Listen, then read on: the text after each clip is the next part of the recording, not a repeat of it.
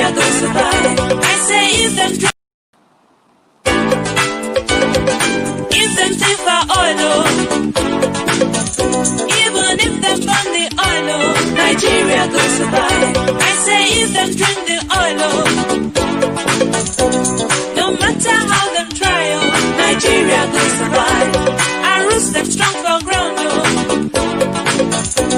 ancestors no go gree, Nigeria go survive. The God of thunder and lightning, unite and shield Nigeria. Nigeria go survive. Nigeria go survive. Africa go survive. My people go survive. Oh, Nigeria go survive. Nigeria go survive. Africa go survive. My people go survive. Oh, Nigeria go survive.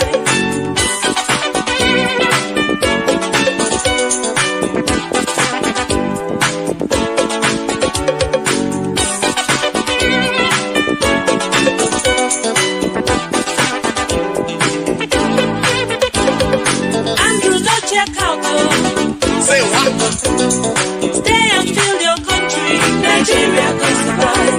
Now who go die for you? Blood is thicker than water, Nigeria go survive. If Andrew doing work, and me I do my own, Nigeria go survive. If our leaders do them best, Andrew go straight to help, Nigeria go survive. Nigeria go survive. Africa go survive. My people go survive. Oh, Nigeria go survive. Nigeria go survive. Africa go survive. My people go survive. Oh, Nigeria go survive. Nigeria go survive. Africa go survive. My people go survive. Oh, Nigeria go survive. Nigeria go survive. Africa go survive. My people go survive. Oh, Nigeria go survive.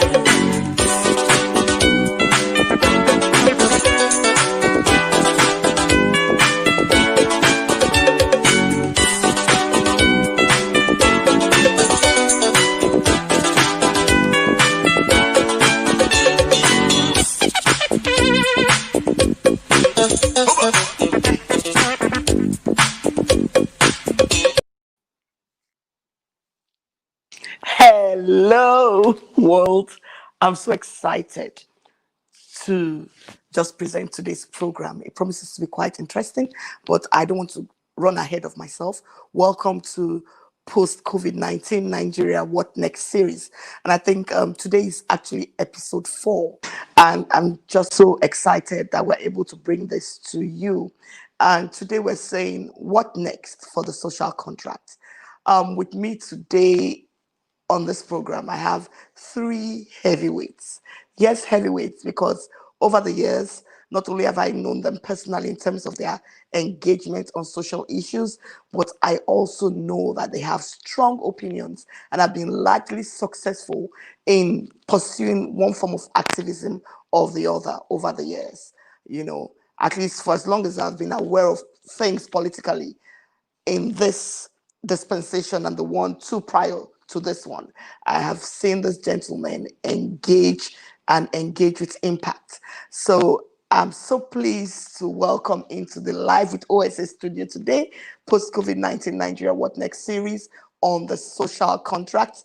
I have with me, in no particular order, Peter Ekekwe of Garden City Leadership Initiative. You're welcome, Peter. Thank you very much, Nene. Thank you for having me. I also have here with me, in fact, this one is a radical. He wears it on his sleeve, Mr. Ken Henshaw, or I dare say, Comrade Ken Henshaw of We the People. If you do not know We the People, I advise that even as we prep to go into the nitty-gritty of this matter, you begin to Google what We the People Nigeria is all about. I'm so glad to welcome Ken Henshaw into the stream. You're welcome. Thank you so much, Nene. Thank you so much. Yes, and we seem to have lost somebody, albeit temporarily, and that's Amechi Kelechi Justin. We're all behind the scene not too long ago, and I guess he will be joining us any moment from now. So yes, he's here with us. Yes. Amechi, let me just patch him through.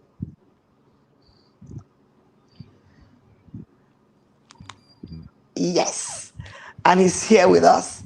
Amechi Kelechi Justin is of the, I don't have it here now, but Amechi Kelechi Justin, please just help us. You know, over time, you always evolve.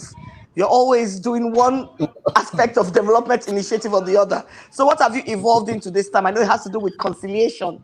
Can you just quickly just tell us what the name of that initiative is? Because I have it right on the tip of my tongue. Okay, good evening.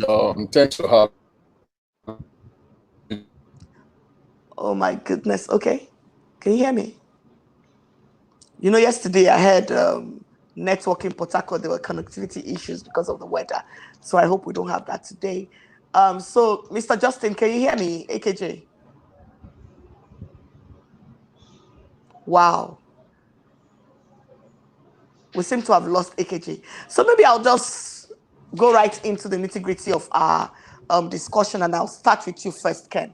You know, from my own understanding of what a social contract is the assumption that, you know, among members of a society, I mean, you are a socialist, so you know what it means. But for those who don't, let me just briefly, my own understanding of what it is, where members of a society decide to cooperate, you know, for social benefits. I'm just giving you the Wikipedia definition of what a social contract is. Yes. And, you know, where people like you and I will sacrifice our individual freedom and say, okay, we hand it over to those whom we have, you know, chosen to lead us, you know. And for this discussion today, I'm asking each and every one of you on the panel, I'm saying and I'm asking, in terms of how the social contract in Nigeria has been between we, the governed, and the governing bodies, how successful has it been? And that is given that we do have a social contract. So let's jump into it. Ken, what do you have to say about this?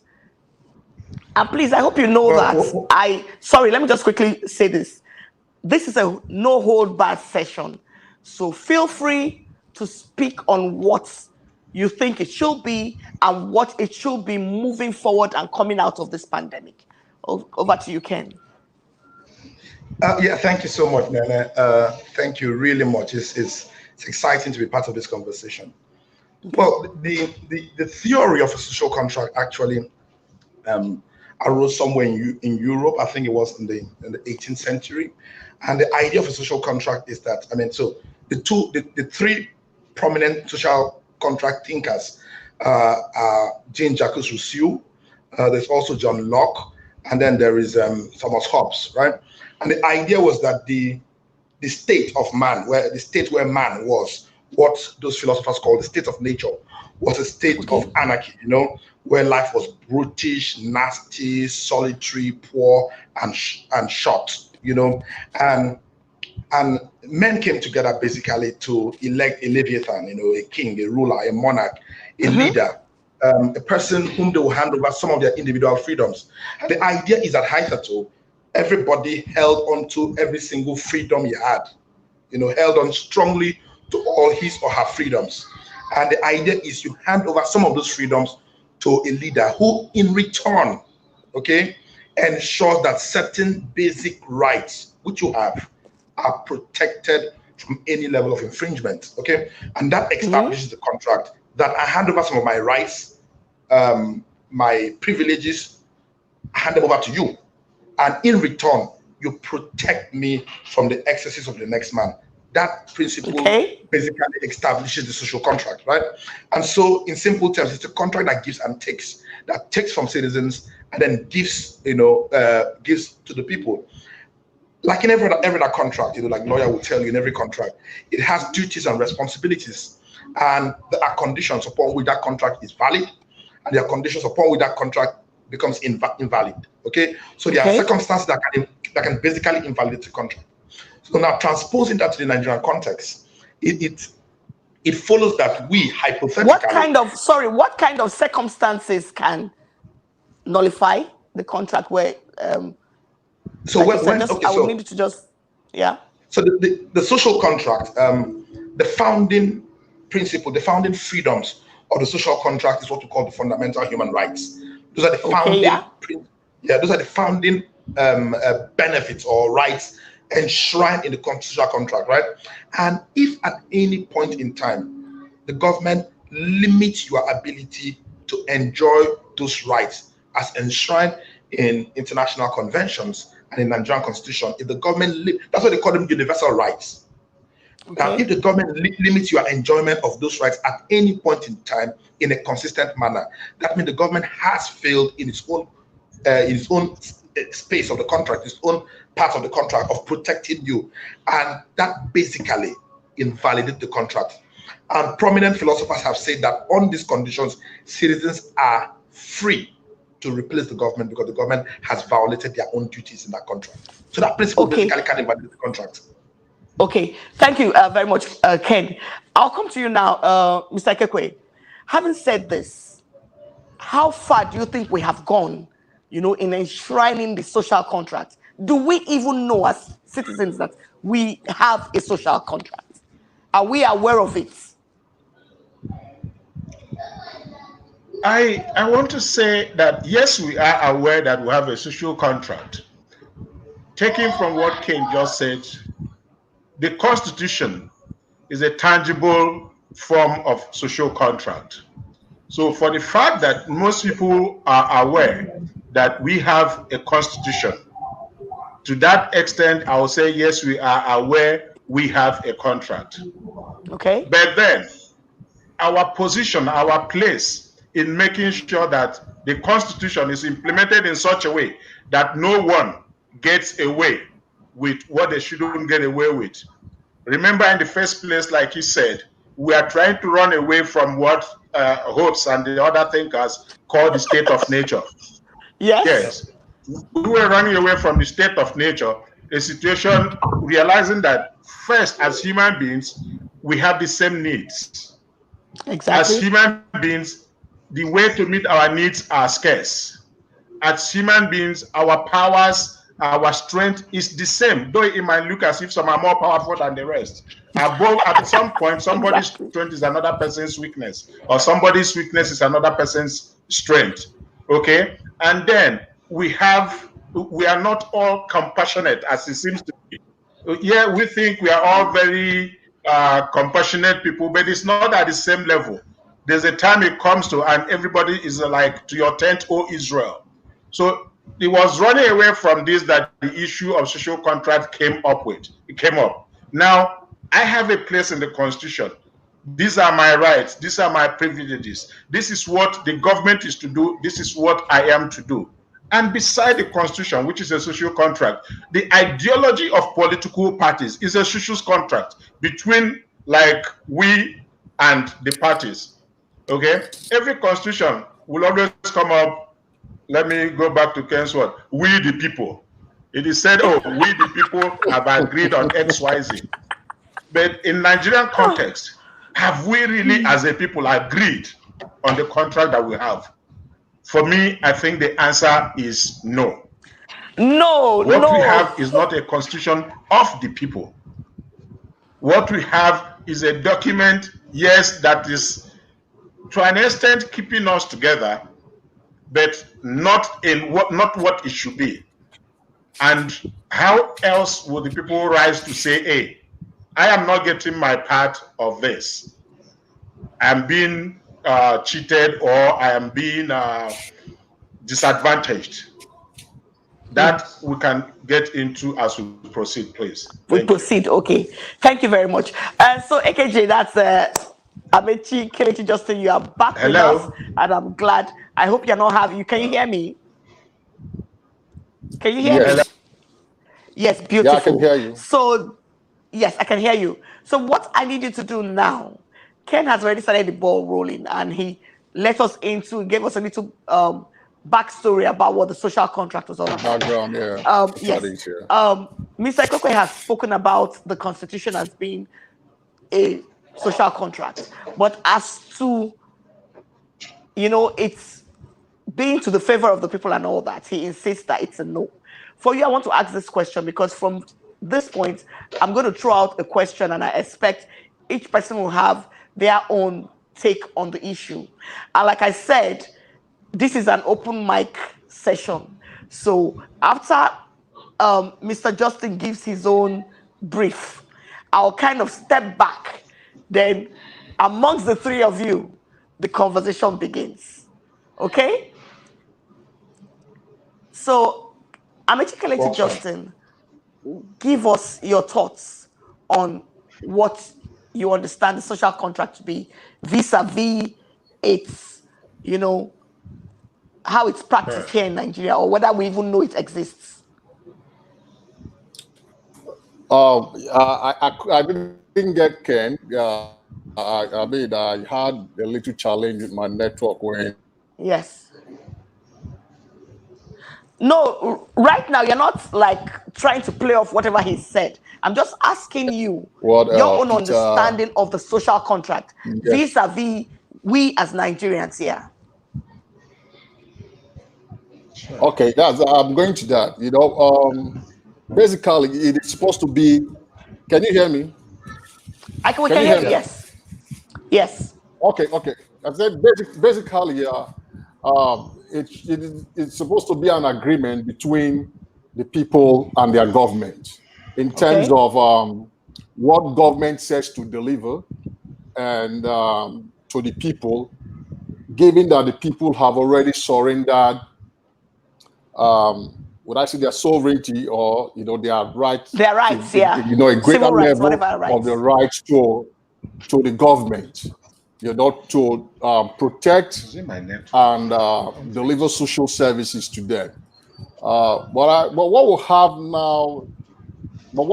now in Nigeria seem not to be what a social contract is. And I'm saying this because I want to look beyond the standpoint of the Constitution.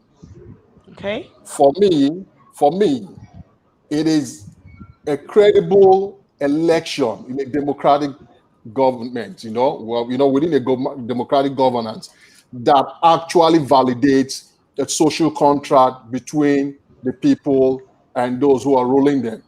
So in this dispensation or within this era since 1999, I doubt that we've had any credible election that you would say gave the ruling class that authority, that legitimate authority to actually govern over the people. So do we really have a social contract with the ruling class, the politicians and our leaders?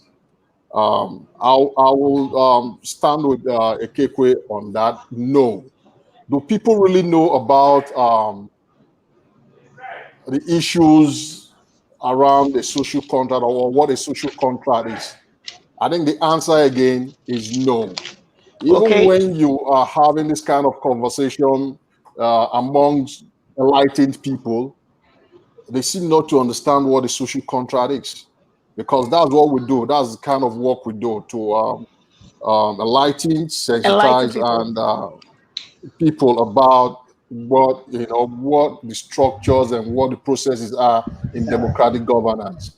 So beyond the provisions of the Constitution, and we know the Nigerian Constitution is a lie, because we the people have not at any point in time sat together to say this is our Constitution, we want to write this Constitution, and on this basis we are going to coexist and also surrender our sovereignty, our right to the ruling class. Yeah.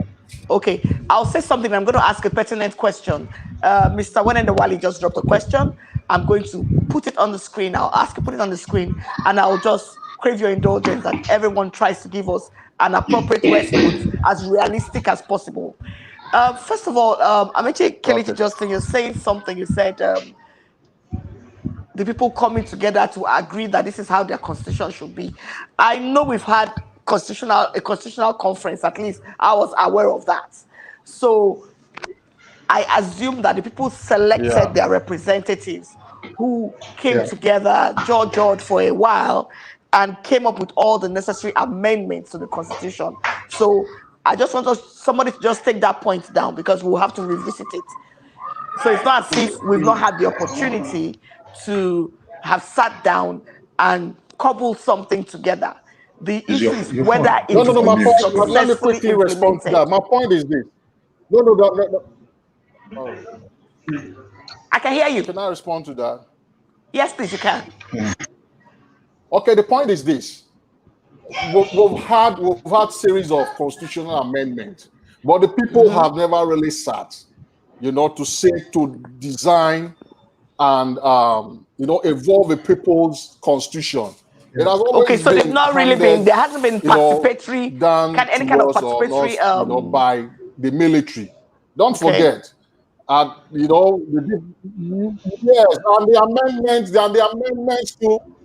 and the amendments too have not been they have not really found their way into the constitution as it were. They've not, so you have them, they put them in shelves, and they get like they just stay in the shelves and get covered with dust, and nothing happens. That's what's really happened. So okay, so let me quickly get to Mr. Onesided's question. He says, we talk, and I assume he's talking about we the people.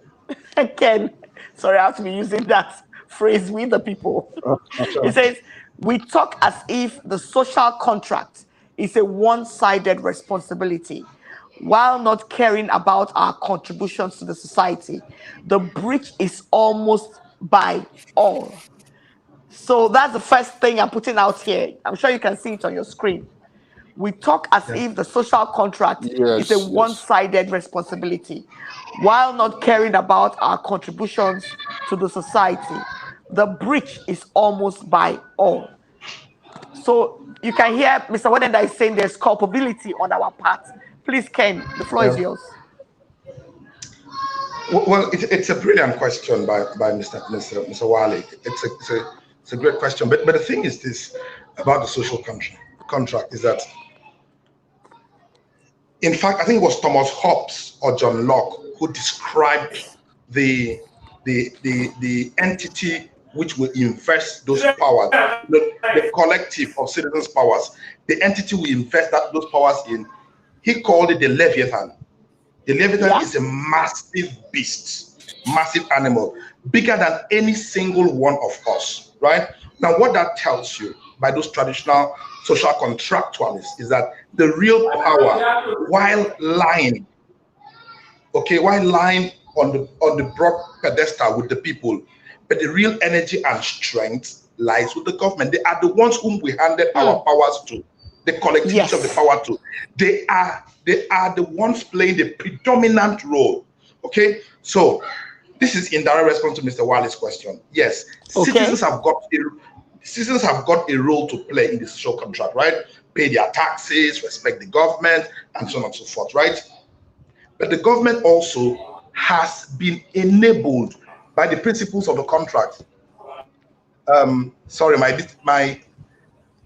camera keeps going off. By the principles of the contract, the government has got the prisons, the police force, and all the apparatus of government to ensure compliance. The people do not have that. So it is the responsibility of the government to put the people in line and in check. And the failure of the people to stay in line and in check is actually a reflection of the failure of the government to keep them in line and check. So the responsibility falls back to the government. Yes, there are duties and responsibilities in the contract on both parties. But in the case of the social contract, right, the person whose job it is to ensure that both sides of the contract is respected, the person who has got the resources and the legitimacy to do so is actually the government. And that's why more responsibility lies on the government to ensure that citizens fall in line. Okay, but excuse me, when the government cannot provide, you understand, dividends of democracy, let's talk about Nigeria, where the government cannot provide dividends of democracy. What are the things we as the people need to do? You know, Mr. Wali is also saying something here. He's saying, when are we going to say that we, the people, actually sat down and gave us a constitution? I know when we have the kind of constitution that we, the people, actually sit down to give, we're talking about participatory governance. What I need to hear right now is, we know all, you know, we can't reinvent the wheel. We know what has happened thus far to this point. In what way can this social contract be implemented in such a way that we, the people, will say without any doubt that whatever we see, whatever the fallout of this contract is, we willingly chose to be a part of this? Nigeria is turning 60 in a couple of weeks. Remember when we were turning 100 during the centennial, and so many people came up saying Nigeria was like, we were cobbled together. Nigeria was a mistake that was cobbled together. Hence, we have all these, regional issues that we have. So the question now is, knowing that, because if we keep defining the challenges without looking for a way forward, we would have failed. So we're now saying, how can we, because the three of you are agreed that the social contract up to this moment has not been implemented properly. When you say things like, Ken, you said something, you said the police is there, they are there. It's just only when it comes to punitive issues that the social contract is being implemented. What about the regular things that should make up part of the contract? Shouldn't I have food in my belly? Shouldn't every child, like right now, we're talking about post-COVID-19. So many schools are not resuming physically for this first term. They've sent out circulars. They're having online classes. Not every Nigerian child has access to that. So many people died during this COVID-19 season. Somebody said the other day that we have doctors building hotels. What role can the social contract play to ensure that all these things, all the T's are crossed and the I's dotted? So like I said, I'm going to be watching you guys, but I'm excusing myself and leaving the three of you. It's an open mic session. This is how socialists debate. So for the next 40 minutes, all I'll be doing, I'll be on another device. And all I'll be doing will be posting questions. So I hope you don't all tear each other. But remember, I'm watching, and I'll be sending you chats. That's why it's an open mic.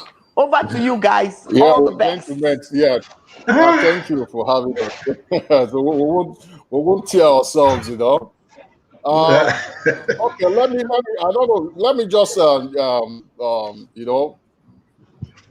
continue from where Ken stopped. Firstly, by saying that the question or the comment by Mr. Wali is a very legitimate one, but it sounds like we're like blaming the victim here.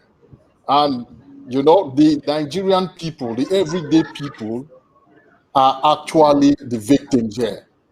You talk about elections, you organize elections, you take the country's resources to organize elections that is supposed to be credible and that is supposed to be the tool or the instrument that will validate this social contract that we're discussing this evening. And the people comes out to vote. You fail to provide the logistics, proper logistics and material for the election. You fail to provide security for the people to come and exercise their rights. And at the same time, we want to blame the people. Yes, we're all somehow culpable, but like Ken said, the leadership, the political class in this country are more culpable than any other person. If they want us to have a proper democratic system, we must begin to have credible election. Look at what is happening in Ondo and Edo. Is that how people go about election? Are they talking about the social contract that we're talking about? What people are doing there is abusing one another, abusing each other. Who's the bigger thief, or who did that, who lied about certificate and all that. Nobody's talking about what a post-COVID Edo state or post-COVID Ondo state will look like. So we'll take responsibility as the people. But if you look at it again, severally people have gone to the street to protest. What happens to them? Either the government will use police to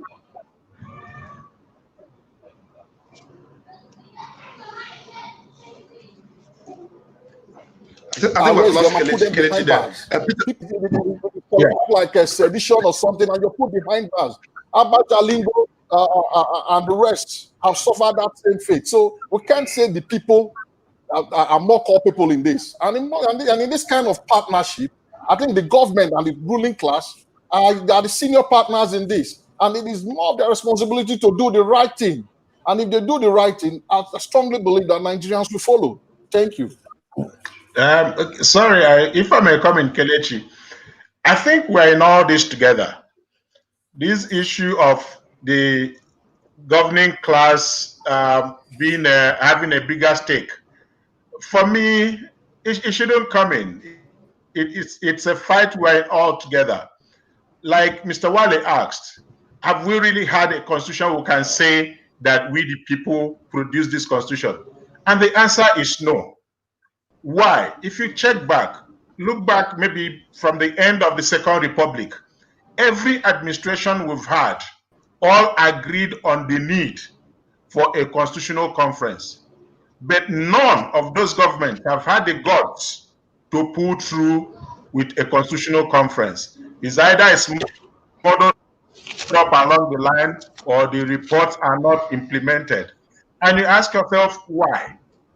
I think we have a political class that is afraid of taking risks. Oh, if we go through a constitutional conference to give the people the constitution they deserve, we might lose the authority. They are afraid that people will actually reclaim their mandate, reclaim the power that they actually own from the first day. But even when they are afraid of doing that and they've refused to do that, what have we as a people contributed to make sure that they do it? Because as it said, a country gets the government they deserve. The people we call the political class, those in government, to some extent we put them there. And we have come to such a point that the people who bear the consequences. That is highly arguable. It is arguable. No, it's not arguable. If you didn't put them there, what have you done to make sure that they don't represent your interest or misrepresent your interest? We are in a situation where even the people who bear the consequences of bad government are at the forefront of defending government or government actions. We've come to a country or a situation where corruption, mismanagement is defined in terms of region or religion or political affiliations. And this now comes to like the people fighting the people. Okay? If I may. Okay, Ken, go ahead. Please go ahead, Peter. Okay, fine. So I was just trying to put the conversation in some kind of context, right? And again, I'm responding to a second question asked by Mr. Wale, saying when will we the people give ourselves a constitution? We the people have given ourselves a constitution.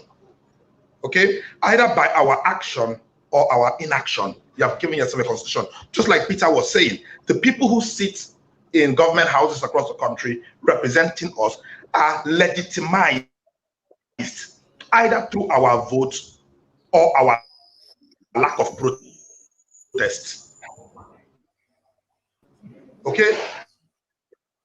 And that's why when I got to know about this when I did a research in 2009, I was researching some of the external loans which military governments in Nigeria took.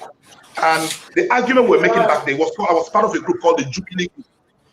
You know, I was part of a group called the Jubilee Group.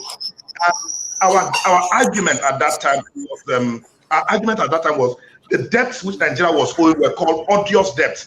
They were debts that were taken over state. Listen, as long as that military government of Sani Abacha sat in Nigeria, you throw him out, he represents your interest. Now, on the subject matter of constitutionalism, or when will we sit down and give ourselves a constitution?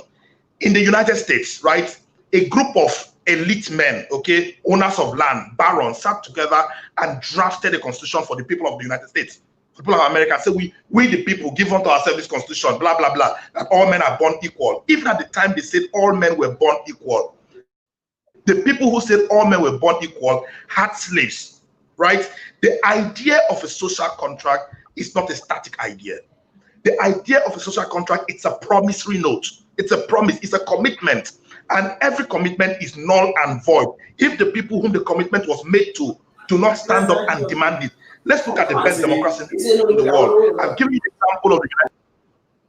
example of the United States and the Declaration of Independence. How about the UK with the Magna Carta? It was people who stood up and challenged the authority of the monarch and extracted the social contract from the monarch. Take the example of France with the French Declaration of independence. You know, where they basically brought down the monarchy in France. At every point in time where the social contract has been established, it was never given; it was taken. If the Nigerian people feel that the constitution they currently have does not represent their interest, it is the duty and the job of the Nigerian people to demand for it in any way they deem appropriate. In any way they deem appropriate. So as long as we fail to demand for a contract that represents our interests, then it is our contract. Yes, there is a contract. Is that contract being respected? No, it is not. And that's the point I want to make.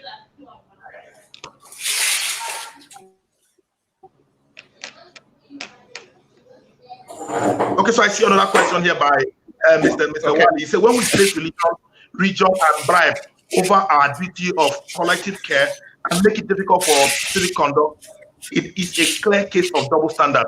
You can't rig an election without the people. Mr. Onesided nails it on the head. You cannot rig an election without the people, right? So that's why I make the point of saying that we have a contract. Okay, the abuse, the torsion, and manipulation of that contract inadvertently, either by our inaction or by our action, is a product of us. We are the cause, right? We are the cause. A social contract is just a piece of commitment. It's a promissory note. I mean, Ken,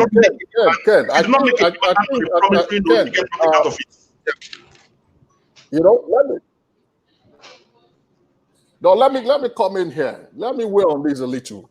The idea that because of religion, ethnicity, and maybe bribery, what you want for your stomach, it's the main reason why we can achieve, you know, a proper or adequate social contract. I disagree with that.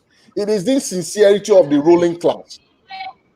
If you have a visionary leader and you have one who is honest and sincere in these battles, in this crusade, who wants to give you a credible election, who wants to fight corruption sincerely, the people will fall in line, they will see it.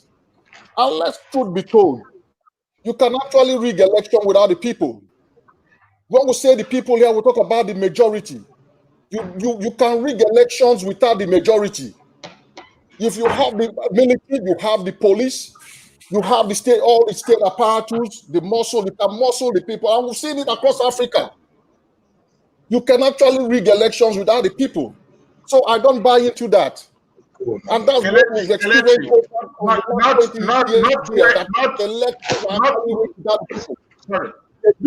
do it with the INEC. They do it with INEC. INEC is not the people. They do it with the courts. The courts are not the people. They do it with the soldiers. Soldiers are not the people. They do it with the police. The police are not the people. So we cannot just agree on all of that, because the people are this, the people are that. Don't forget that in this country, they've weaponized poverty. They've weaponized ignorance. That's why your schools are not working post-COVID. The curve, the pandemic curve is coming down a little, but your government can't open schools because they're not ready.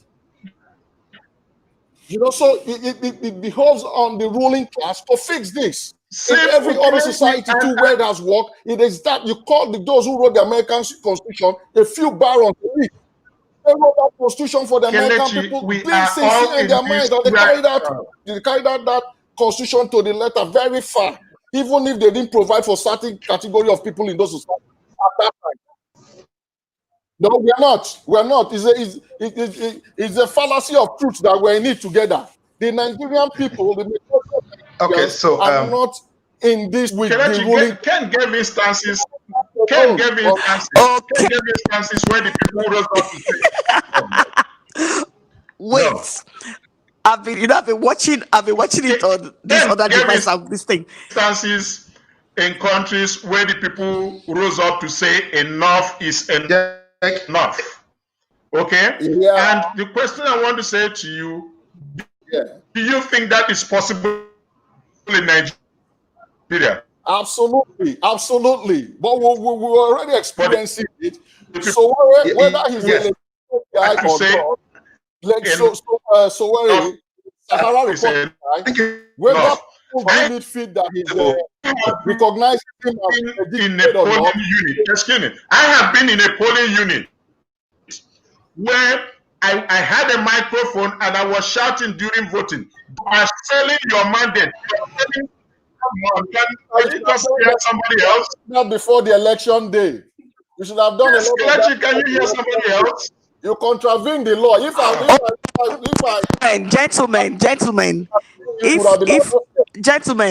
If we continue like this, we're not going to be able to get headway.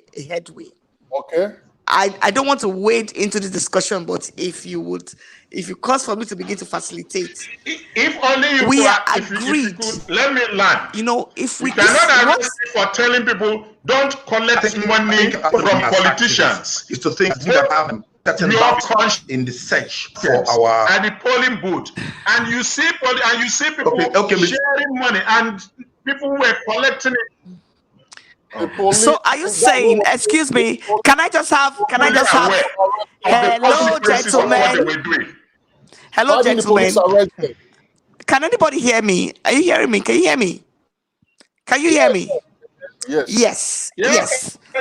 Okay. You know one thing I've come to understand is, if we keep doing the same thing over and over again and we expect a different outcome, it's a common saying, adage.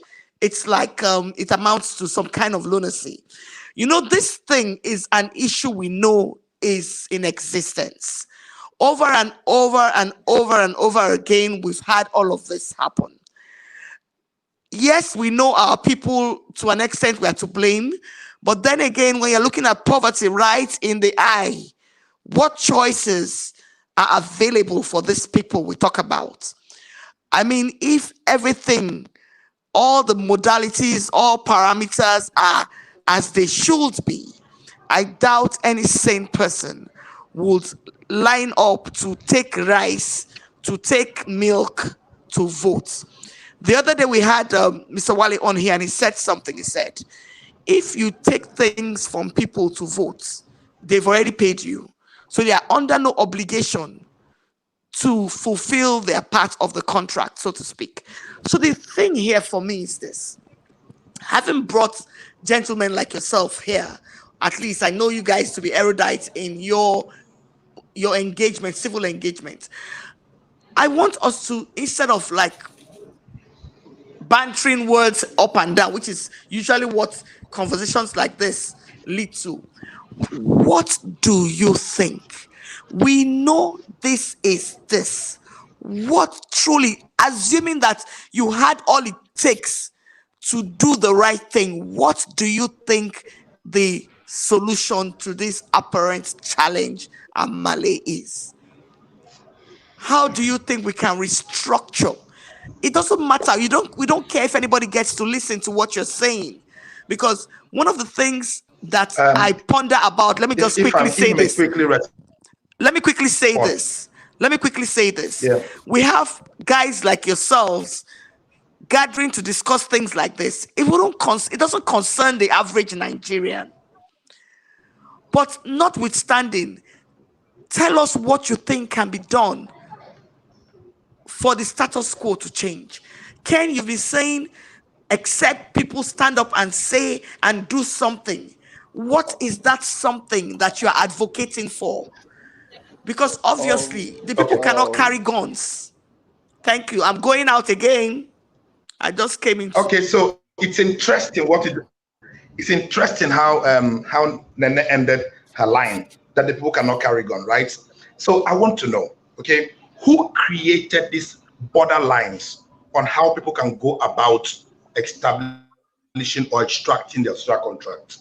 Who created the line that it must be non-violent, that it must not be through protest, that it must not be through anger, it must only be through a ballot box?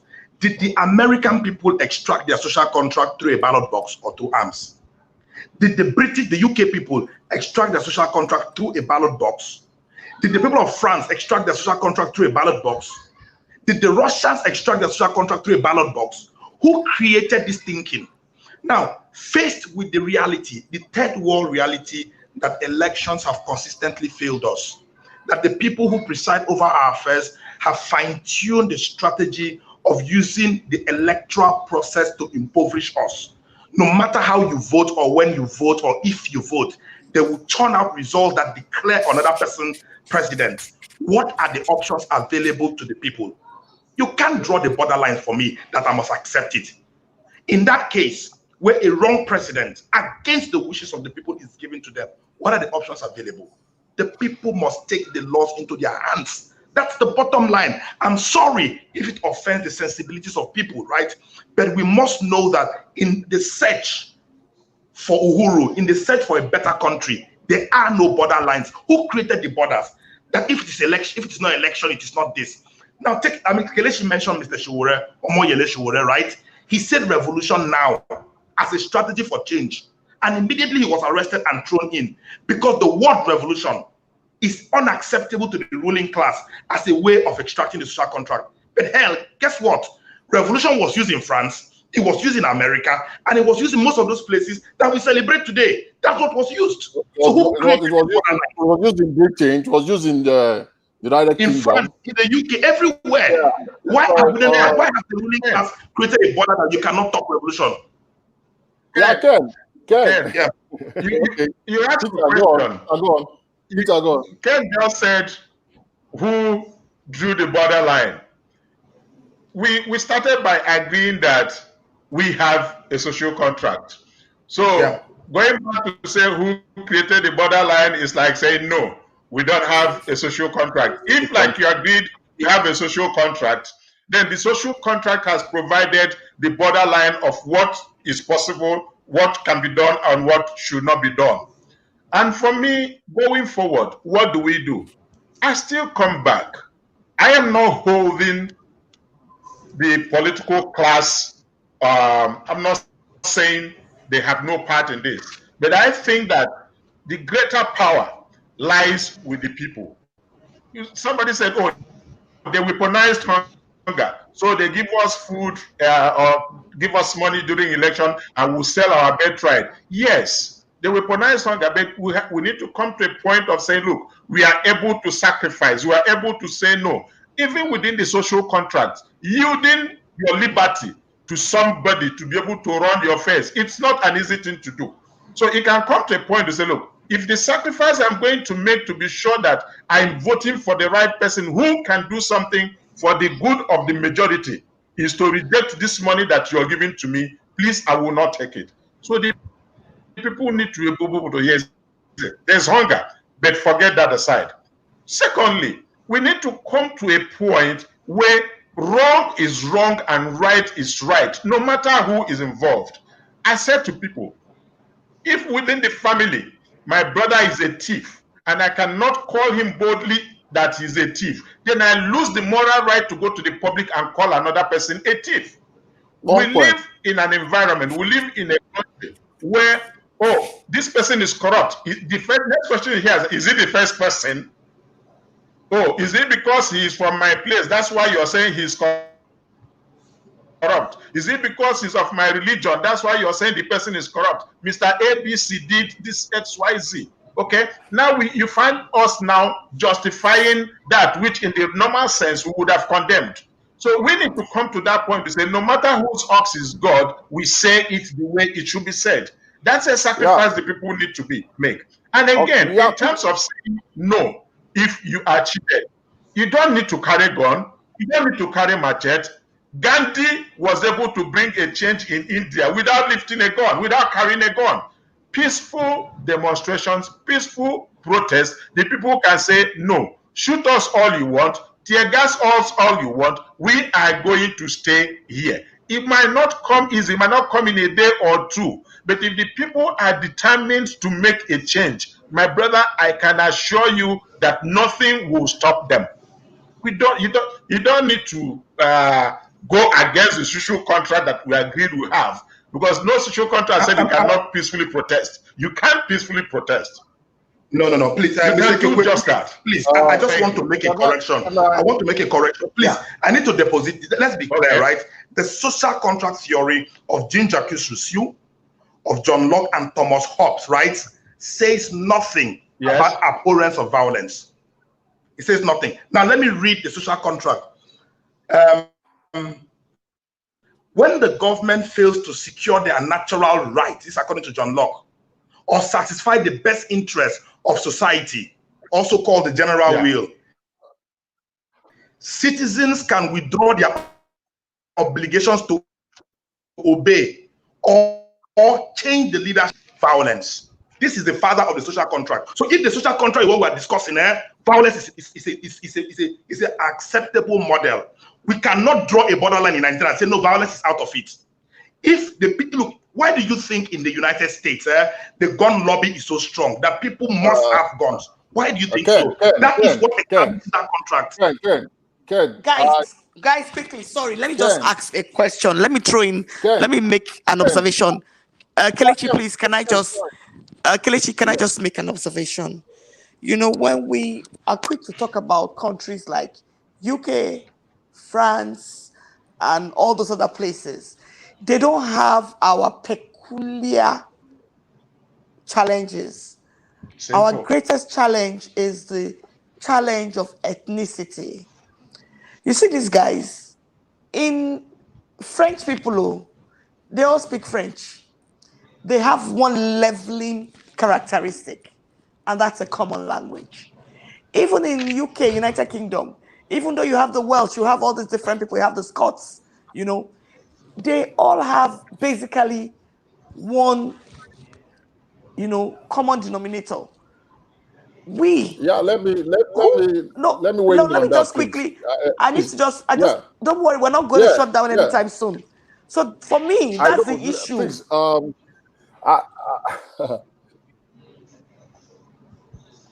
because, and again, secondly, sorry, let me say something else. If Kelechi, just a second, please. I really doubt.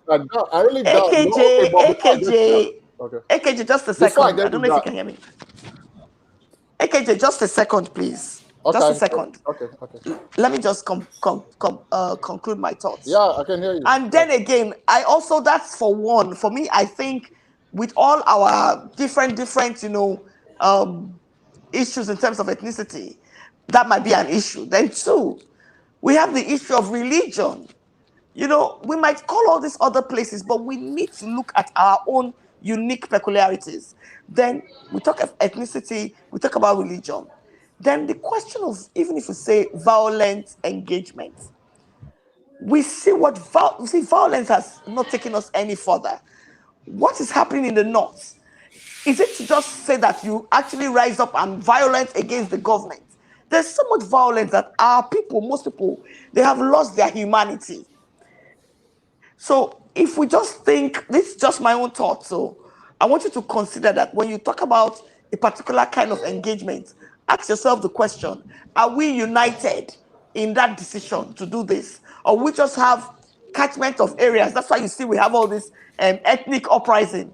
Today, the South, they want their own. Tomorrow, the Southeast, we have the IPOB here. We used to have the Egbeso. I don't know if they still exist. We still have Boko Haram in the north.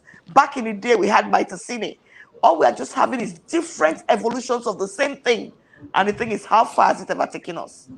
So I'm going out again. And AKG, over to you. You were saying something.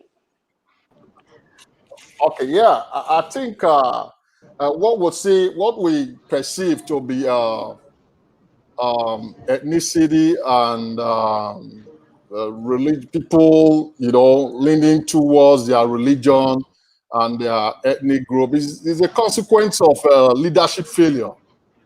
It's a consequence of leadership failure. We've been very, very unfortunate. It's quite frustrating that this country have never had that kind, that charismatic leader that will pull all the different, interest groups and peoples together. The reason why people will, walk up to you to say, this man is from my place. Why are you trying this man for corruption? Or this man is of my religion. Why are you prosecuting him? And rather they'll say persecuting him because he's of this religion or that ethnic group or that social class or this or that. It's because they've seen the insincerity in you.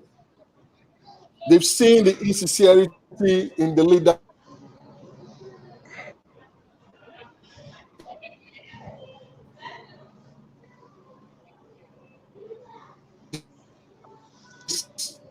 Ken, I think you may need to continue. We seem to have lost this thing. Menace, heart. Okay. People who want to put us together and look for what, bind us. You're losing me? For what binds us than for what divides us. People see what's happening. People experience what's happening in the country. They know when you're in one political party and you're corrupt because your party is the ruling party, you do not get punished. And people from the other political parties get punished. If we have a leader, like Peter said, who doesn't really care about if you're from his family or the other family, once you cut corners and you're falling short of the law, you go through the process of prosecution. You understand? So it is not really ethnicity. There are, people can't run away from their ethnic identity. Even in the UK, they speak English, but it's not every person in the UK that is from England. There are people who are Welsh, who are this, who are that, but they are part of the United Kingdom because they've seen that those who are in charge, those who are leading that country, sees everybody as citizens of the United Kingdom. So there's that solidarity. They pull together and know that they are in this together. Kelechi, we have lost you.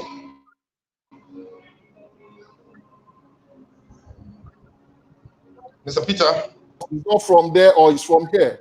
But again, let me go back to what Ken was saying. I agree with Ken to some extent, but I think some of those times when people took over or would I say triggered change through violence, it was, actually in those very, early centuries, that era, maybe that was a bit acceptable.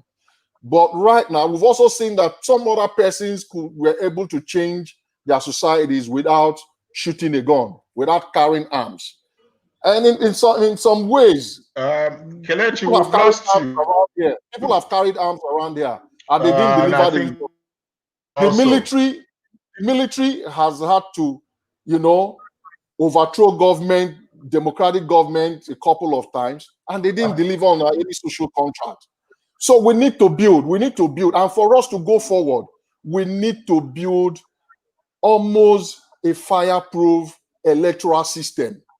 That's one. Two, we need to have a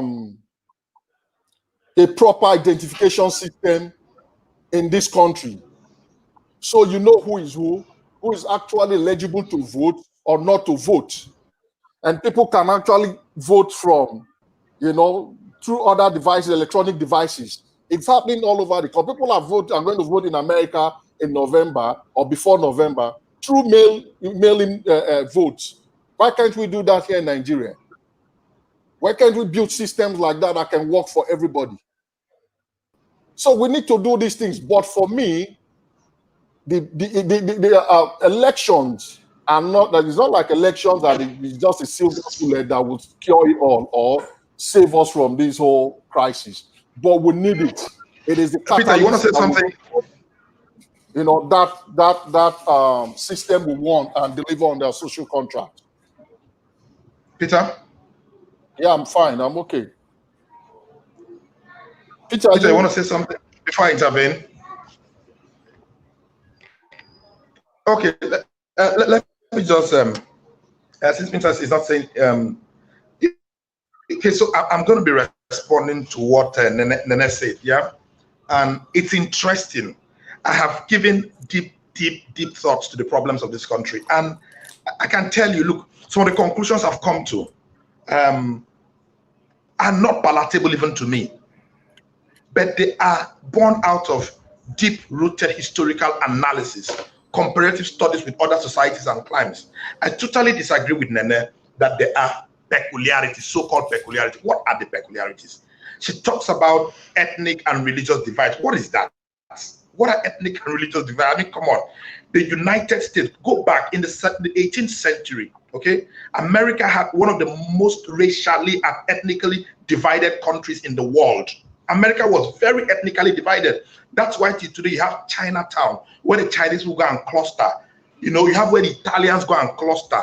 You have where the South Americans cluster. They live in their own enclaves. That is racial differentiation, right? Because they were never comfortable with each other.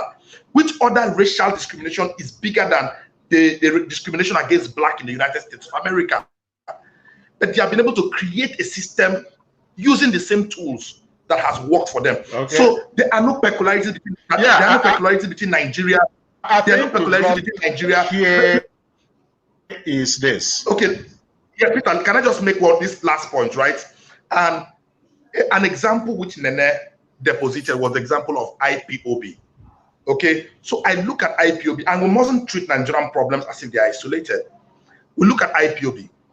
The fact that an ethnic nationality in the Nigerian nation has been able to pull together millions of people who want to pull out of the Nigerian system is a very bold statement. Beyond a military response, what the government needs to do is to find out what is the problem that has made millions of its citizens across 5 states want to leave the entity called Nigeria, and then find ways to make them stay. Find incentives to keep them staying. That should be a signal to look for incentives. When I was in Scotland during the vote where the Scottish National Party was moved, where Scotland wanted to pull out of the United Kingdom, there was a referendum, there was a vote.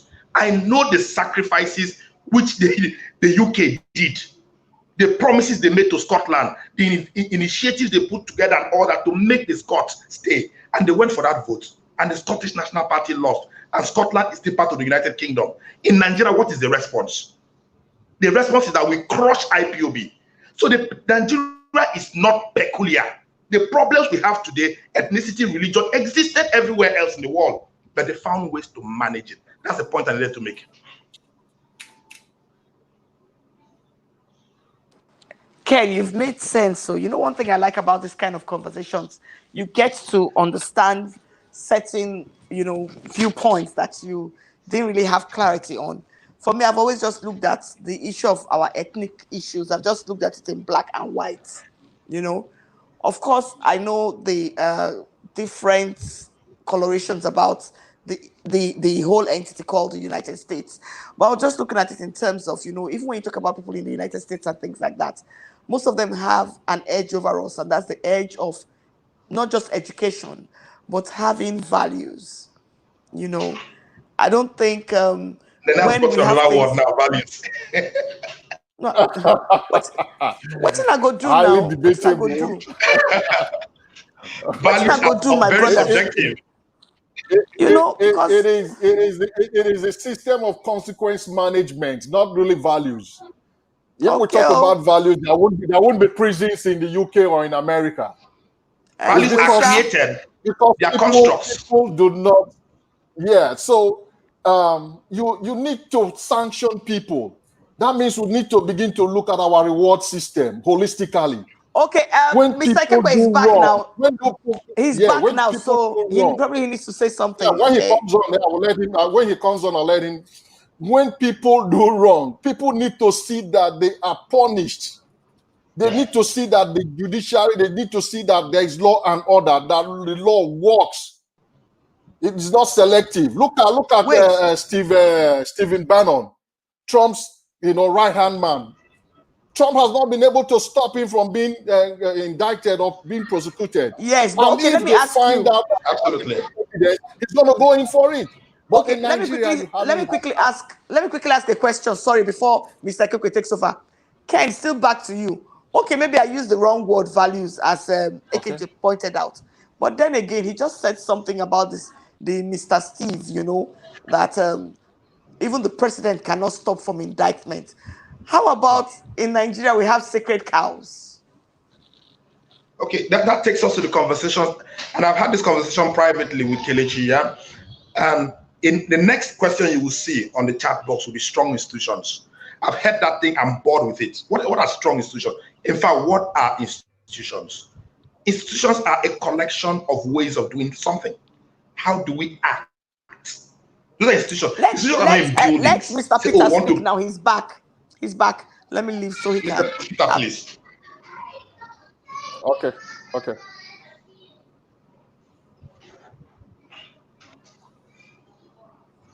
Peter, over to you. We're waiting. We're all ears. Peter.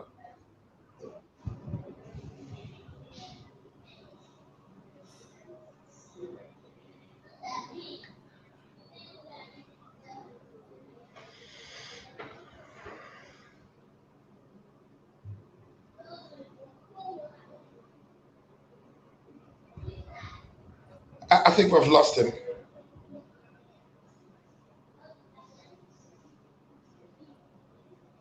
He's actually here, but I think his audio. So can we just continue in the meantime while he sorts his side out? Yes. Okay. Can we just continue? Yes. Yeah. So what I was saying is, and I agree. I agree with Kelechi. So Kelechi and Mr. Kekwe said the same thing about having a good leader. In other literature, they have called this good leader a benevolent dictator. Okay, we've heard that in different places. Okay, yes, we've heard that. But there are two things that could happen. You could be lucky to have a benevolent dictator, but are we as a people going to wait until a benevolent dictator emerges from the skies? No, we wouldn't wait for a benevolent dictator, right? We must be able to get a democratic leader whom we hold accountable and push to do the right thing. We only get the kind of leaders we deserve. And how do we do that? We need to look. Why, like Kelechi said, why religion and ethnicity seems a distraction for us at the moment is simple. It's simple because the ruling elite have been able to throw those minute differences at us at every point in time. Oh, the Igbo man is your problem. Oh, the Hausa man is your problem. These are distractions. And that is where civil society is missing it. And that's what we've been trying to do, to engage in serious political education with the people, make them understand that, look, the religion is not your problem. The Hausa man, the Igbo man is not your problem. They are equal sufferers of what you're suffering. Your problem lies much deeper. It's more material. It's more leadership bound than this. Until we're able to get the people to understand this, then we will not be able to steer them to a common cause of saving their own country. Mr. Peter, I don't know if you're back on.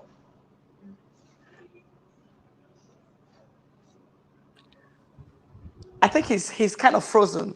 He's frozen. Let me just take him off the streamer. And you can actually continue, Ken.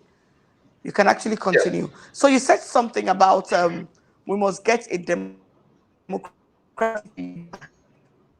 accountable. And I make well to just quickly ask you, in that case, what do you think the coloration of our political process, our democratic process should look like moving forward? I think, look, And then you can't have a political process different from what we have. Okay, the political process can't be different from what we can. It can be done differently, but it cannot be different. Okay. Okay, it will be people. It will always be universal suffrage. Okay, where adults of 18 years and above will queue down, either open or secretly vote a candidate. It's not going to be more than that. There's going to be an electoral umpire that will count the votes. The problem is not in that process. We've done option A for option this, option that. That's not the problem. The problem is that we have got a ruling class that has formed an alliance with the police, the army, the civil defense, the political class, everybody, the electoral umpires, to ensure that their will is perpetuated. When you have that kind of dual-pronged attack and resistance, what do? Yeah. You go for the political class. You go for it. And you cannot defeat that political class that has formed an alliance using the conventional tools of voting. You won't beat INEC through voting. Tools that are available, yeah. You use anything available. You shut down the system. Somebody talked about Gandhi. I think Peter talked about Gandhi. What Gandhi did was violent. Let's be clear. There are two levels of violence, okay? Yeah, Franz Fanon talked about two types of violence. He talked about the psychological, no, he talked about three: direct violence, institutional violence, and psychological violence. What Gandhi did was psychological violence. When you go and you besiege a government house and nobody comes in or goes out, that's violent. That's psychological violence. The people. But do you know, Ken, you just made a point. You have now qualified what you meant by violence. You know, most people, when they hear the word violence, they automatically imagine drawing of blood. But you know, we do not understand that when you talk about violent acts, it can be, you know, when you have somebody who is passive aggressive, it's a form of violence. You know, when we even talk about abuse, you don't need to hit somebody before you've been violent. So now break it down. You're talking about violence in terms of the way you engage. You're not allowing your rights, you know, to be stepped upon. You're not allowing yourself to be trampled upon and all of that. So now you're beginning to qualify what violence means. Consistent protest that doesn't necessarily have to, it's consistent engagement. But and then you know one thing about violence, in my experience, having been in protest since the age of when I was 16, having been in protest, I know this thing. As a political activist, I know this. The people who set out, the Egyptians who set out to their square, the Chinese who went to Tiananmen Square, the Russians and so on who went there, nobody, nobody, the 1% protesters, the 99% protesters who went out to protest, the protesters are never the ones who come with the violence. Sorry, let me just ask a question here. Let me ask a serious question. Yeah. You just talked about the Tiananmen Square, you just talked about Arab Spring. What do you think the role of social media, what role can social media play for this engagement you're talking about? I think that social media creates an opportunity for people to mobilize. Okay. In the 2012 Fuel Subsidy Uprising, I am proud to say I was not only a participant, I was a mobilizer. I was in protest in Port Harcourt. All of them are here. Yes, I was on the streets in Port Harcourt protesting 2012, right? And we used social media effectively. Guess what? That space. I remember that. Peter was constantly having town hall meetings. You see what we're talking about? You see what we're talking about, Ken? You see, he's better now. He's better now. What we're talking about? Sorry, I had serious network issues. I lost you guys for a while. You see what we're saying? I have this thinking that we need to draw a line. There's something, an economist, I think that's Henry Hazlitt. He had what he called the broken window fallacy. And he tried to explain the broken window fallacy as the fact that people tend to look at issues from in the short term without considering what the long run consequences will be. Okay? Exactly. And for me, just what you said now about fuel subsidy demonstrations. For me, I supported the removal of subsidy. then. Same with me, And man. I Same with still me. do Same with now. me, man. Yeah, because I was looking at I considered, yes, the immediate pains, but for me they were supposed to be long run gains in the long run. Okay, now for you would have felt I've made a point to my government, and for me, who supported that, I would have lost a very serious issue that I wanted my government to solve to be able to take me to where I want to get to. Okay, so you find that we, at every point in time, we can never come to that point where everybody says, oh, it is this. Even when they talk about engagement, people need to understand what they are engaging on or what they are demonstrating about. Look at the Arab Spring.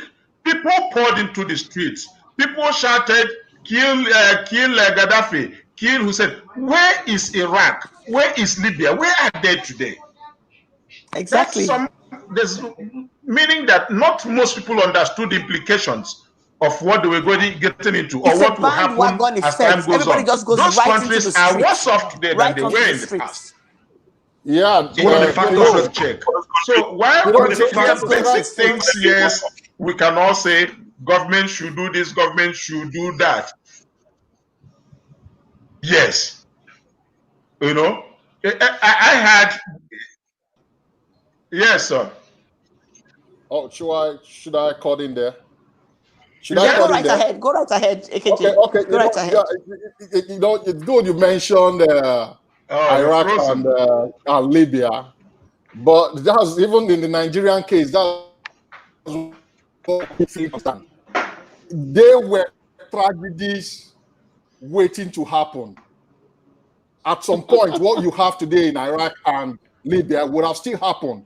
There was no way man would have ruled a country for 30, 40 years without a clear transition that is actually, handed over to the people, that you won't have what you have today in Iraq and Libya. If you were going to hand over power from Gaddafi to his son, at some point, some people would have rebelled, either through military intervention or you see what's happening in Mali. You see what's happening in is it the Belarus or something? So you need a democratic system that has periodic election. It is the periodic election that determines if that gives you the opportunity to assess, the impact of the social contract with your political class. See, AKJ, sorry, I have to ask this question over and over again. We keep on saying we must have a democratic. What have we been having? But of course, what have we been having? Let's be sincere. Wait. No. We've been having quasi-democratic process. Yes. It is not. AKJ, in any way a democratic process. AKJ, just hang on. AKJ, please hang on. You said we should continue to have. So I want to ask Ken now. Ken, what have we been having if not a democratic elective system all this time? It's a democratic system we've been having. So why hasn't it been working? So since we say democracy is power of how is it called? Power of the people, for the people, by the people. So why hasn't it been working? What we have done with our understanding of democracy is that we have taken the element of its definition out, and we have reduced and abused democracy to the extent that the meaning of democracy has been limited to just periodic elections. Okay? Whenever one is asking a question, he says, "Is China a democracy?" So I should talk you answer that one. China is not a democracy in the conventional. I mean, this is an argument, right? Vladimir Lenin, okay, who led the revolution, the 1917 revolution in Russia, he said that Russia was practicing something called democratic centralism. And the point he was making is that there are different models of democracy. So-called democracy. I met a guy. His name is Sambasilan Dongo. Is a Senegalese. He did his PhD thesis on the concept of democracy, and he took me through the history of democracy. At different epochs in the history of man, democracy meant very different. The vote of the elites. At another point, it was the vote of different people, and so it has meant different things. What does democracy mean for us as a people? It's not just the element of the people is missing in the whole thinking around democracy. Okay, like when Nawali said, no, China isn't a democracy, right? But does that mean also that what is going on in China is not the will of the people? It's not the wish of the people, since democracy is government of the people. If we were to go to a popular vote now to vote on the policies that are being implemented in China, do you think that more than half of the people will vote no? We don't like what's happening in China. In terms of China giving America an economic battle, next economic race, right? Probably most Chinese will vote for it. But has China, so I think that we even our own thinking around democracy, we must, Africans have we have this copycat mentality. Look at COVID-19. Look at our response to COVID-19. The instant Europe and America shut down, we shut down. We didn't understand the illness. We have not done any lab tests, nothing whatsoever. We all shut down, destroyed our educational system and all that. Nobody thought about it. Hey, hold on a second, right? Why are we shutting down? What's the prevalence of this virus here? We shut down at the time that we are not conducted up to 1,000 tests yet. We shut down everything. Are we even okay? We need to start losing money every day. We're losing money. We need to start rethinking everything, including what democracy means and what development even means. What does development mean for us? We need to rethink everything. We need to rethink what the social contract means. Are you saying we need a paradigm shift? We need to think differently. Absolutely. And it starts from the head. It starts from the head. We need the paradigm shift must start from up here. How do we perceive reality? What is the good life? What is development? Mr. Onesided is saying something. He's saying China is not a democracy. Seriously? I wish I knew what he meant by this. I wish he could type some more things. This session is actually getting more heated. And he even goes on to say, he said China is not a democracy. Seriously? And he's saying, is Russia a democracy? The question is this. When it's a democracy, China is a one-party country. The only political party allowed in China is the only political party allowed in China is the Chinese Communist Party. One party. You can hardly call that a democracy. So that's like a unitary state, right? Yes. Unitary state. But the only election is done only within the party hierarchy. The candidate to contest the election is only within the party hierarchy. Then that cannot be a democratic system, no? One party decides. What do you have to say about that? By the American definition of democracy is not American. So, Kelechi, what are your thoughts? What we've come, like Ken, I like it that you had to, run us through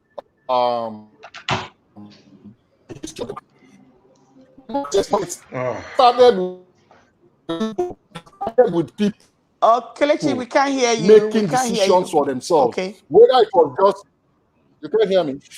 Hello? Okay, I can hear you now. Just wait. Just please. Can you hear me? Let me just crave your indulgence, right? Just wait for like 2 minutes. I need Mr. Ekekwe to weigh in, please. Okay, let Peter take. Okay, let Peter good. take Thank you. He's been yes, thank you. He's been having, but I think we can hear him better now. Oh my goodness, we've lost him again. So, Kelechi, continue. Continue. I think Mr. Wale is trying to make us see things differently with his posers and all of that. And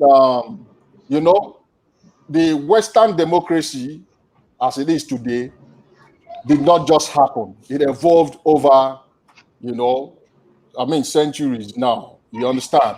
So, but you know what I worry about? AKJ, I just need to cut you there. What I worry about is for us not to drift away from what our concern is. Yeah. And I think, Ken, you do agree with me. Yeah. You do agree with me, Ken, that we shouldn't drift from our concerns. We don't have that much time. like I've been able to take down a couple of things that you all mentioned differently. One of the things you said we should do moving forward concerning instituting the social contract and like ensuring it's implemented. Number one, you said we should build a fireproof electoral system. Number two, we shouldn't treat Nigerian issues in isolation. You talked about the IPOB people, you know, using the I think the Irish people, the Ireland something, when the referendum and all that. Was it the Scottish or Irish? Yeah. The yes, Scottish yeah. referendum, yes. And you said moving forward, government should learn not to treat our affairs or issues arising in the course of, you know, implementing the social contract and making sure everybody benefits. We shouldn't be treated in isolation. And you also said something, you guys said something about getting a democratic leader that we can hold accountable. So you see, we're actually moving. We're saying we must have a fireproof electoral system. We must treat Nigerian issues. We shouldn't treat them in isolation. We must get a democratic leader that we can hold accountable. The other time Mr. Wali was on the program, he said something. He said, there are no real ideology-based political parties. That he told us about how Bola Ige crafted one particular constitution for one party, and of course, before we knew it, it was crafting for another person, another party, and all that. Considering, putting all this into consideration, how effectively do you think Nigerians, I know one of you said we need to begin to think differently. So what do you think we, the electorate, we, the people, as we love to famously, you know, say, should do to ensure that the process is to our advantage? That's the question. Let's leave China, let's leave Russia, let's leave all these people. Okay. We always talk about homegrown democracy. The issue is this: how, you know, like you when you have children, you don't want them to start saying how it's done in this house, how it's done in that house, it's done in this house. Fine, we can take examples from other families, but the way you will do it and the way it will work for you, what do you think we can do that will work for us? That's the question. So I'll start from Peter, please.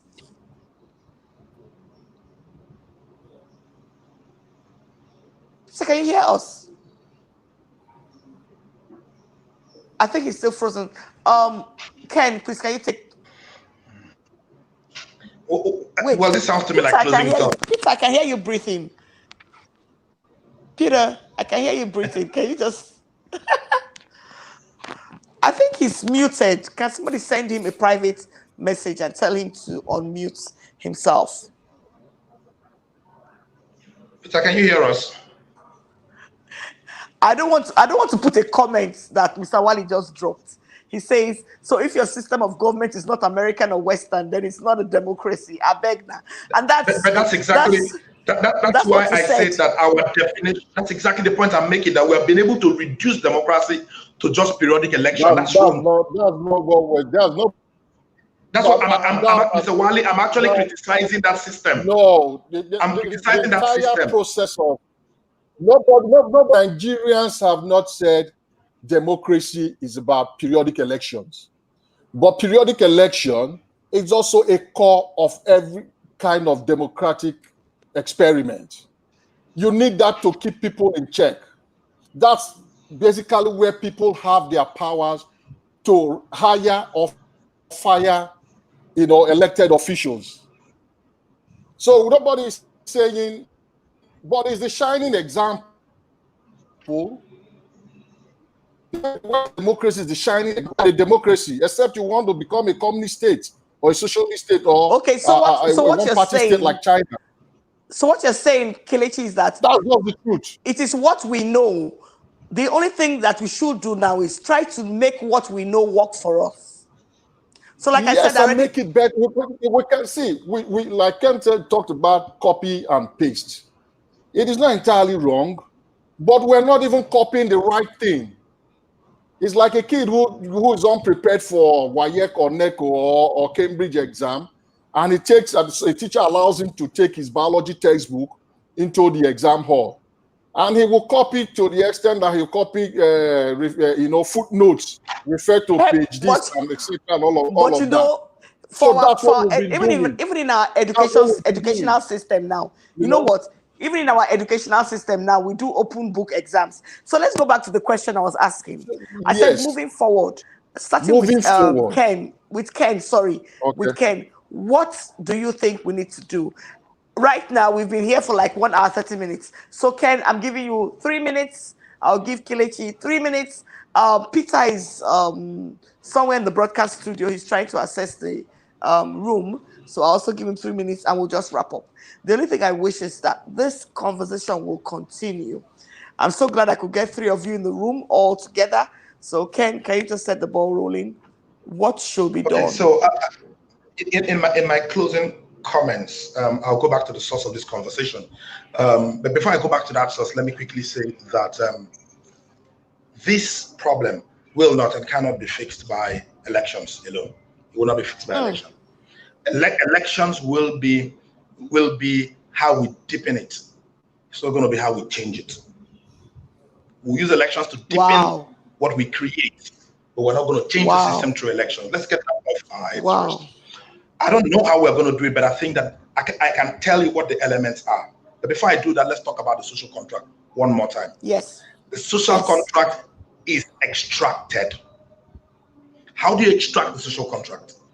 You extract the social contract at every point in time. You're waking up, you're sleeping, in how you engage. If Ken Henshaw goes to the police station, right, and ensures that a policeman lets go of a young man who committed no crime and ensure that that release is done without the payment of bail, I have extracted the social contract at that instant from that social institution. If I go to the office from the police, if I go to the office, if I go to UPTH, right, and the tradition is to pay 5,000 naira to be attended to, and I ensure that the medical directors in that place attend to me without that payment, I've extracted the social contract. Yeah. At that instant, the social contract is what is the government? The government is a collection of institutions. When you extract the social contract from these institutions, then you are establishing a tradition of those institutions doing the right thing. And then finally, so can you now before you say your final words, can that then be accountable governance? That is accountable governance. Yes, that's exactly what I mean. You as the should I say citizen, you are holding the government up to certain levels of accountability by ensuring the social contract. Beautiful. Go ahead. Social contract and not a look. Social contract is not a document. I know you say we shouldn't talk about the US again, but I can't fail to give you this example. When the people who drafted the Declaration of Independence said all men were born equal, they were slaves in America. Yeah. But a man like Martin Luther King Jr., picking that document, picking that promise, invoked the principle of that contract and said that all men were born equal, right? Exactly. And he got certain concessions. A man like Barack Obama picked up that same document that was drafted at the time that they were still slaves, okay? And with that, he was able to become president of the United States by ensuring equality. What we need to do as citizens, we need to pick up our constitution. We need to pick up our constitution and the promises it has for us and invoke those principles by any means necessary. Okay? That's what we need to do as a people. And then finally, we need to create a system where the government fears the people. We need to create a system where the government fears the people. If the government does not fear us or respect us, they will feel very, very convenient and free to upturn the outcome to do whatever they feel like and run the country. Yeah, to run the country like a private estate with fiat, with total corruption and fiat. That's what we need to do. We need to make it expensive to be corrupt and to mismanage. Okay, Ken, you just said what you said, and in summation, Mr. Wali actually just sums up what you said this way. He says, Ken has just agreed that the people need to enforce the contract with the managers of the state and not just complaining about the breach of the managers. And it just resonates with something he said the other day when he was talking about what next for governance. He said people have to get angry They must get angry. No longer can people just remain subservient or just remain in their comfort zones and just take, like copy and paste, like you said earlier. So hopefully we would have people who would decide to rise up. I'm going to say something when I'm wrapping up, so just stay tuned. Quickly, I'll go back to Mr. Ekekwe. You're here now. So what is the way forward? How can the social contract be implemented? How can the people participate in their governance? Uncle Peter, you can't you hear me?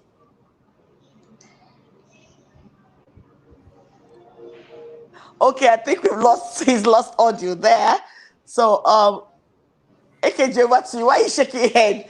Mr. Peter is No, I'm a bit worried for Peter that somehow he's been, whether it's the network or something. The network has truly shortchanged him. Yes, I know, because he has quite a lot to say. Yes. So yes, I want to take I heard my friend very well, but I want to take a more pragmatic, position. He talked about we need to build a system, like an electoral system or what. But what is the how? Yes, the how. The how. Yes, the elections. Even when you deepen the electoral process, you're changing it. It's a matter of semantics. That you're deepening and strengthening something, you're changing it. Because it's no longer in this original state. It has changed. You get what I'm saying? It has changed, and you need to change that. We need to change. You started by saying, how do a people continue to do, a particular thing, the same way, and expect to get a different result? Different results. That's insanity. Yeah. So that's what we've been doing all these years. For the past 20 years, that's what we've been doing. And it's a bit unfair when we think that the people should take more blame, for all that is happening in this country. We're talking about people. I'm not going to insult Nigerians, but you know what our literate, percentiles are. You understand? You know how many people, even educated people who are supposed to be educated, what do they even know about should know better. You understand? So I think going forward, I don't want to, sound like a broken record. Going forward, we already missed the Edo and Ondo elections, which for me would have served as, pilots for an improved electoral system. System, yeah. You know what I'm saying? So, yes. That said, I think the political class, the president, the presidency, as they call it, the president needs to use all his powers to make sure that he leaves a legacy of, a deepened, a more, robust electoral process that will actually separate, the wheat from the chaff. There's a kind of electoral process you will have, and certain people would even want to buy a form to run for election because they know that the Nigerian people are not stupid. They will throw you away. You can say that again. If you have a system that reinforces the wishes of the people, we'll make progress. So, but we need, for starters, we need to deepen the electoral process. I don't know what they want to do, but they need to, tweak the electoral act. You understand? Then we need to continuously engage other stakeholders like the security agencies, the electoral umpire, the INEC people. And you can only achieve that when people get punished. It's not by talking. Like they say, talk is cheap. Talk is cheap. Put your this guy, this INEC collect millions of naira, build a big house, rigs election for a governor, for a senator, and you tell me another guy who gets into that position would do things differently. Okay, Like thank you. Thank you very much. Thank you very much, AKJ. You guys have really said a lot. I'm so grateful that you picked the gauntlet and showed up. Let's hope Mr. Ekekwe can give us his 2 cents now. Peter, can you hear us now? Well, I can at this moment. Okay, go ahead. Can. What I need from I don't know you if now. to say if I should say I participated in this program, but who do I blame? No, that's what we said. Yes. AKJ said it.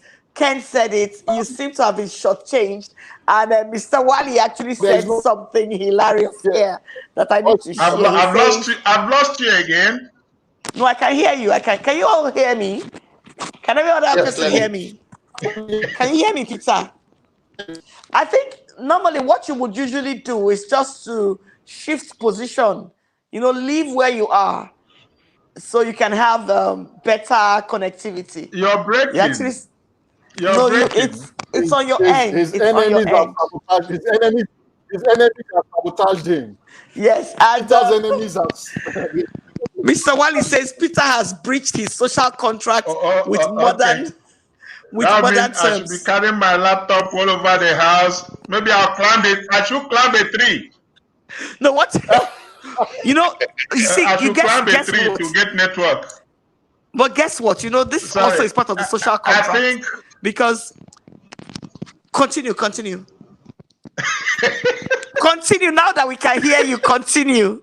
No, but this is clearly a demonstration of the inability of the government to keep their part of the social contract and the people to hold them responsible. Exactly. Because there's no reason why I shouldn't have at least internet. Exactly. So these are the things we're saying. The government, like I said, okay, this is a demonstration of all that we've been talking about. Government fails to keep its part of the social contract, and we, the people, have failed to hold them responsible. The company, the network, have failed to keep their part of the contract. At the end of the month, they will take my money. Service or no service is none of their business. Exactly. And nobody questions grumble in my house and then let it go and subscribe again. So who is to blame? Partly I am to blame because I should have a right to say, hey, you didn't give me this service, so you must provide that service. I'm not paying. But I think going forward, going forward from where we are. Okay. I can hear you. Continue. Can I go ahead? Yes, please, you can. Hello? Yes. My God. Continue. We hear you. I'm connected to the phone. The phone is steady. No, we can hear you. We can hear you. We can hear you, Peter. Go ahead. It's frustrating. Very frustrating. Go ahead. Can you hear me? Yes. Okay. I think, going forward, we need to have a change. Okay. We need to have a change of approach, how we do things. Yeah. For the government,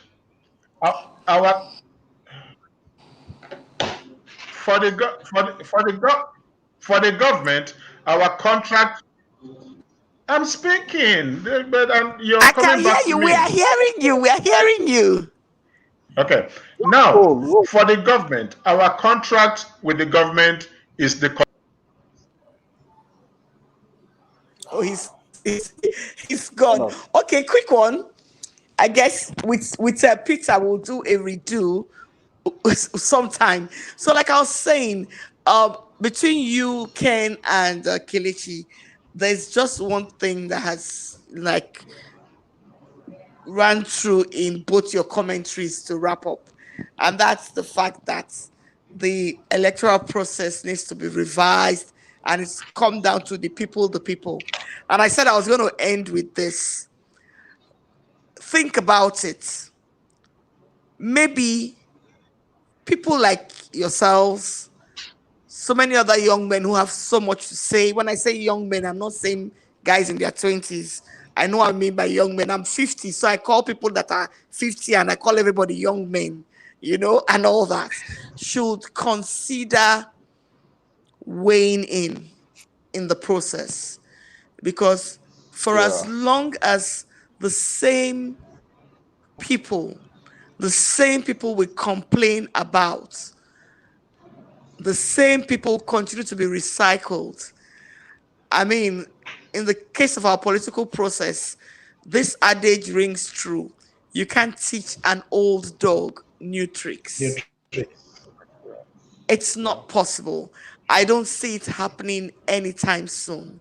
So, for those of you in civil engagement, for those of you who consistently engage with the same people who would go to the polling booths, all I just urge you to do is continue. There should be more town hall meetings. There should be more avenues where you can educate the people. Like, you can be sure that so many people don't understand the expectations for them in the social contracts. You know what made me come up with this topic? Auntie Obiageli Ezekwesili, she recently ran something on Twitter when she was asking if people really did know or understand that they were bound to a social contract with government. When I saw the responses from, man, the Twitter world can be very savage, we know. But when I saw the responses, yes, from the same people who are expected to go to the polls, I tell you, I really feared for the future of Nigeria. So I am truly honored that you came out to do this. For you, Kelechi, I do hope you're still engaging with the Green Tuesday. I know you used to do quite a lot of that when I was in Port Harcourt. And with your... I need to get the name. Kelechi, can you just help us with the full name of your initiative and tell us what your initiative does? And I'll come to Ken also, because we need to know how to engage with you. So yours is called Community Conciliation and Development Initiative. So it's a non-profit, but our focal or thematic areas are in social mobilization, social accountability, and governance. So at the end of the day, we want to see how we close this trust deficit between the people and the government and see that the social contract is respected and services are delivered to the people, and to just make things better for all of us, or the majority of us. Yes, so that's Community Conciliation and Development Initiative, CCADI. What you will do is yes, at the end of this program, after on my profile page, my time feed, I'll put your contacts and everything, because people need to start engaging. And for you also, Kelechi, I do hope that part of the thing you do for people is for them to understand what is contained in the Constitution. I remember there was a time, yes, because most people don't even know what is in the Constitution, not to talk about knowing that there's a social contract to start with. So I do hope you do a lot of that for the populace. And then over to you, Ken. Tell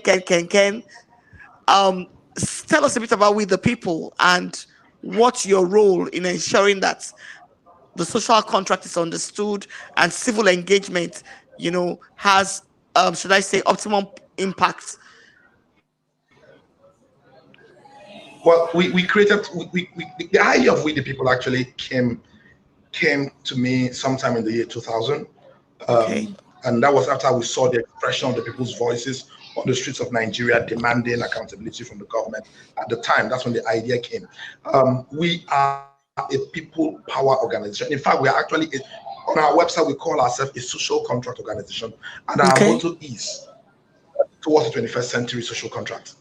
We think that that citizens should be in the driving seat of creating a social contract that is in tandem with 21st century realities of Nigeria and takes into consideration the aspirations and the wishes of the people, right? So you will hear me use the word people, and people, just like the name of the organization, with the people, right?